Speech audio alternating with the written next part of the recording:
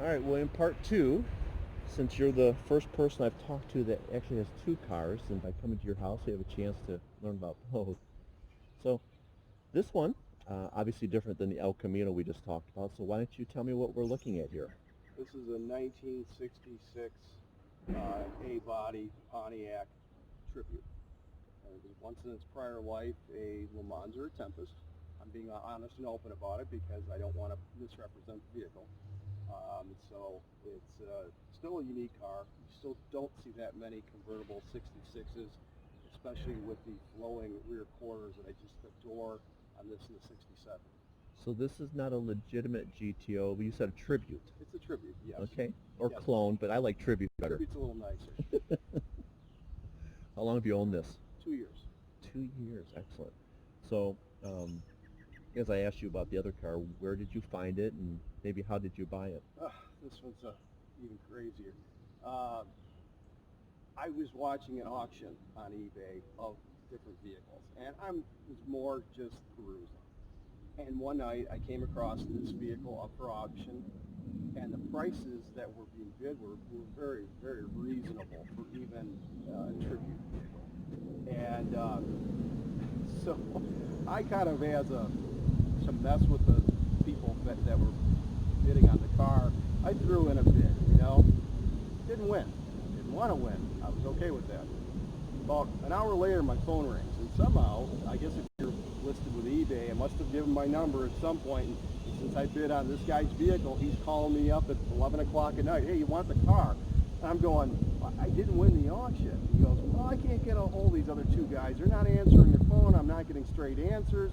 I'm just going down the list. Are you interested? And at that point, I'm really caught off guard.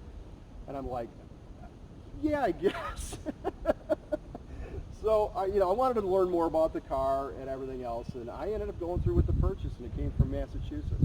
And the guy was a Pontiac collector. He had like a private dealership, tons of parts, everything Pontiac from the 60s and 70s.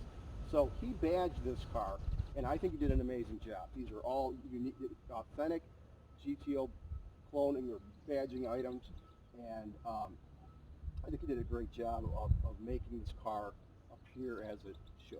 Yeah. Well, my next question would have been, what was so interesting about your search, but clearly the fact that you were number 3 in line and gosh, on an eBay auction, that means you could still win. Yeah.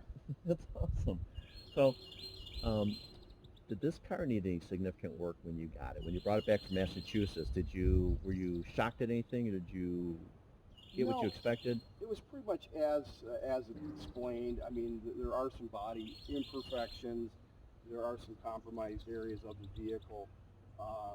But, just for going down the road value, having fun, driving this car, especially at nights, is almost transcendental, where you want to stop and get a pack of cigarettes and put a little gel in your hair, even though I didn't even grow up in the mid-'60s. But this car kind of takes you back. And I only get AM radio, so I listen to a Canadian station that plays CKLW type stuff. For our friends who aren't from Michigan, yeah, we get oldies. Canadian stations. Oldies. Right. Now, since you've gotten it, have you done any modifications? Beyond normal repairs or maintenance, is there anything you've modified on this car? No. What I have done, though, is basic repairs. It needed a flywheel and a clutch. Plugs were old.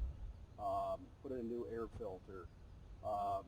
Had a few things break. Had some electrical issues. And I have a good friend who's a retiree from the General Motors Tech Center who lives a block over. Before that, he was a mechanic in the 70s. So he's forgotten more about this vehicle than I'll ever know. And he's helped fix a few things, wiring issues. It's had some gremlins. But now I haven't got to the point yet where I'm going to decide, do I want to take this thing to the next level? Okay. If you were, do you have anything in mind? Like, I'd like to throw on some headers, or I'd like to... I think it would be body and paint. Body and paint, okay. The paint job is not what I'd call professional. It's recent, but it's what we used to, around the Detroit area, we would call an Earl Scheib. Gee, I don't remember painting this one. So, yeah, the next step for this vehicle would be taking it to a professional body paint guy, getting some things right, getting some waves removed, and I would take it from this kind of cherry red or fire engine red to maybe a cherry with a little bit of tint, a purple to it, but still Okay. red. That's the color I'd go to. But yeah, probably body is the main thing. The motor, the 326 2-barrel, I might want to change the manifold, put in a 4-barrel. And it's a three on the floor car, not a 4 on the floor. Okay. Okay. I kind of think I know where you're going to go with this answer, but what's the one thing you really like about this car? You mentioned transcendental when it's being driven. Is that it? Is it the convertible, or? It's the convertible. I didn't know I really wanted a convertible until I owned one. And, you know, in the summer I've gotten to the point where I just leave the top down and park it in the garage with the cover for the back area where the mechanism sits, so it looks a lot nicer. But it just gives you a feeling of when you're driving this vehicle. I don't get that with the other car. With this car, you feel you're in a different time. And again, with that old AM radio and one speaker in the dash and it's crackly, you really feel like it's taking you back to the mid-60s. That's great. That's how I feel anyway. So, think of mid-60s design, which probably is a very attractive thing to this. Is there anything you would change about this car? You know, I asked you about this with the El Camino. It's tough because I think you were attracted to it because of where it was at. But right. Mechanically or stylistically, is there anything you would want to see change?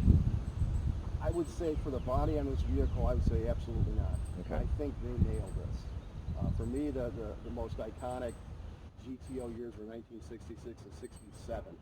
Why? Well, the 64 5s were a little boxier. They had a little more of a cutoff back end.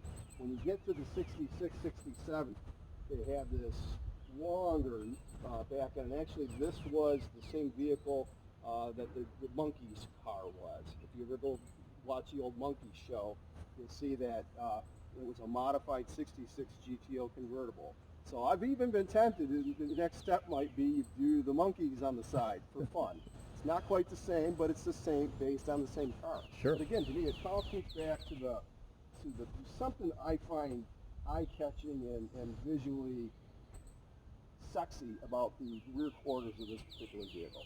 Yeah, they definitely were, in both the hardtop and the convertible. I think was there was just something clean and stylized about it. Yeah. That's really cool. And the front end. Yeah, you can't miss that front end going down the road. Yeah. So when we talked about the El Camino, I asked what your daily transportation was. So we know it's a Dodge Journey. And I thought maybe that was for utility, and you explained it did. And sometimes you use the El Camino to haul a dresser or something.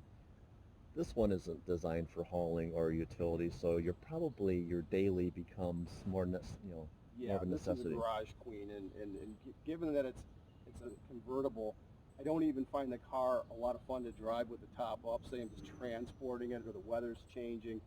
You know, obviously it doesn't see rain much, but if it's not 75 and sunny out, I'm not taking the car out. I want to have the top down. That gives you the feel and the experience, and so it is strictly a 4 or 5 month a year car in right weather. Yeah, and luckily we've had a little bit of that so far. Yep. All right, so I know that you've had the El Camino 15 years plus, this one a couple years, so clearly you're open to looking at other cars, and you probably your login with eBay is still active. Yeah. Think you'd look for something else? Anything else on the radar? There's nothing currently on the radar, but when we talk about dream cars, you know, I've always liked the 65 to 67 Corvettes. Unfortunately, as probably you know and many know, those have been highly sought after, and what you could have purchased for $20,000 and $25,000 5 or 10 years ago is now 50 and up. Those cars have just gone into orbit. The other vehicles I like, same thing. I like the late 60s Mopars, Hemis especially, and you know, again, a bad fixer-upper has gotten to be very pricey for a lot of those vehicles. So, you know, budget is one thing, but I feel fortunate to have what I have. But yeah, if I hit the lottery, I'll probably pick up a 67 vet. Yeah, I think, and I agree with all of that, but I think your perspective is spot on. You know, I'm like you. For me, it's about, I'd rather have a couple of fun, affordable vehicles than that one, I'll call them trailer queen or show car, because I think it's about enjoying the drive. I totally agree. I've always liked the fact that I can take these out And if I want to burn the tires a little bit, I can do it. If somebody put a hand on it, I'm not going to faint and have a heart attack. I go to these shows with the guys with the ropes up and 5 signs saying, don't touch. To me, that's nice. It belongs in a museum. But I mean, I want a driver. I want a car I can get in, take it out. Some minor thing happens, you're not going to cry over it. But it looks nice enough that it sells itself. Right. But it's not so cherry and perfect that, oh my God, it's got a nick. It's the end of the world. So, there's a happy medium there. Yeah, and that's why Vehicle Nanny exists. It's to show those who have been wanting to enter this market or this hobby, if you want to call it that, but they're afraid they're going to have to spend big money. And Right. I think you've shown that you can get a lot of car with a lot of history and and some memories to be made with Right. at a reasonable level, and that's what it's all about. Yeah, I would say to folks that are younger, maybe just becoming interested in the muscle car era, that they may want to search around, and you may find something that somebody is willing to part with at a reasonable price, and something that may need a little help. Maybe you're going to spend some time in the garage. Maybe you're going to have to get a paint job. Maybe do it yourself or have it done. But there's entry level points, and maybe that doesn't even become your ultimate car. But you buy a car for $8,000. Do some things to it. Now it's worth 12 to 14. You sell that vehicle. Now you got your eye on this over here. You could take that next step. And that's, I think where I intended to go when I bought the El Camino in '05. But unfortunately, I kind of fell in love along the way. It happens, trust me. So this is all great stuff, and I really appreciate that you've been willing to share your 2 babies with us. And we'll make sure that we spread the word about what you've got and why you did it. And I appreciate that. And like we say at Vehicle Nanny, if you show your car some love, it'll love you right back. Absolutely. And I think that's what's happened here. So thank you for your time and for sharing the good news about your cars. Thanks again. Appreciate it. All right.